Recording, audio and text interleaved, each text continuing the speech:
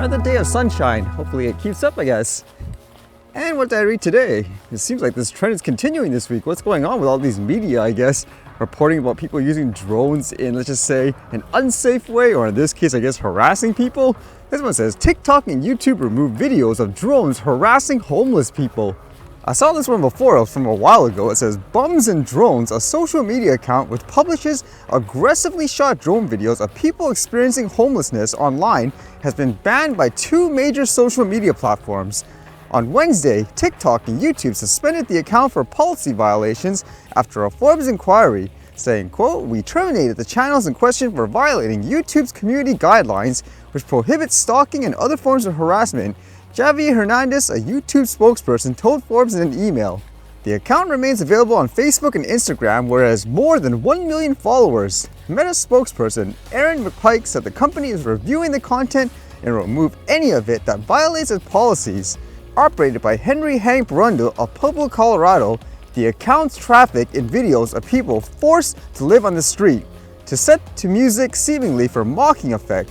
Brundle's TikTok videos had hundreds of thousands of views at the time they were removed. One has as many as 9.9 million.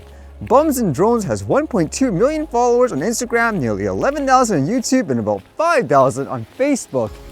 Now, that's kind of crazy. I guess a lot of people like to see these types of things where people get harassed and stuff, huh? Unfortunately.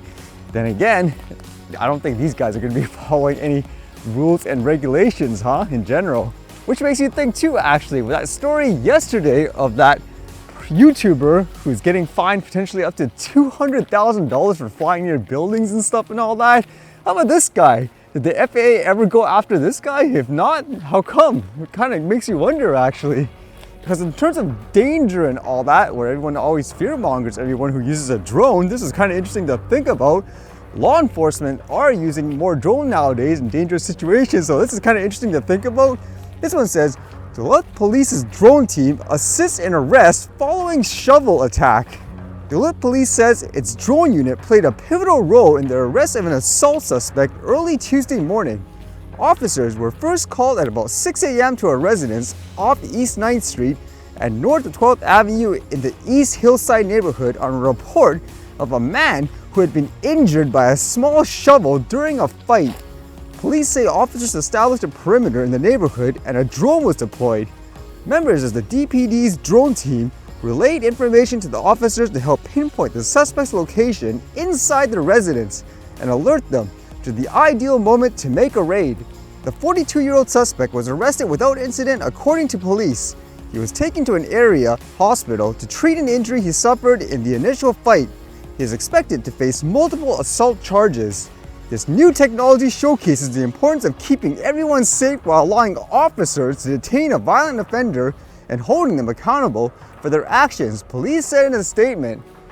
I mean, it's good that you're using the tech in a good way as a tool, for example, but it makes you think people always try to fearmonger a recreational person, for example, using a drone, saying if you can be weaponized and all that. I mean, how about in this case?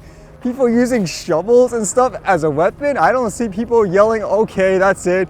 Ban them all. They can be used as a weapon, so we need license and registration and all that too. Oh, don't forget, for example, I don't know, learning some kind of $1,000 course on how to use a shovel properly. I don't see people saying that, correct?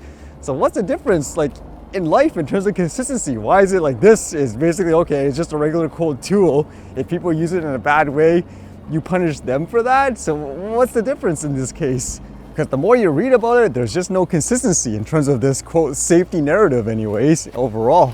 And this appeared to be big news everywhere. Apparently there was a post-Super Bowl celebration of sort, and somebody opened fire. That's unfortunate too. Can you imagine how many people there were? But one thing actually that came up is how there were regular civilians that tackled one of the suspects, and there were actually videos and stuff posted online, as you can see. It seemed like at first one person tackled him and then other person joined in, and they're trying to call the police officers over. It's kind of crazy how close some of them were, and they were completely oblivious to it. But I guess fortunately they had the courage to actually do something. But I guess at the same time, in those situations, would you actually recommend a regular civilian to do something, or would you tell them to stay back, for example? Because I would imagine he would have potentially got away and all that, and they did interview the person in terms of, I guess, his reaction and stuff like that in terms of the situation. One guy was hollering, saying, you know, stop him, or catch him, you know, tackle him, whatever. And he's just bailing, running. And out of nowhere, I heard that guy hollering, so I'm just like, okay, well, I'm right here. And I didn't even think about it. It was just a reaction. I didn't hesitate. It was just do it. I don't believe there's been anything like a motive established yet in terms of why the shooter did it. At the same time, it just shows you how much violence and dangerous criminals there are out there. I think you should be focused on people like this, correct, overall.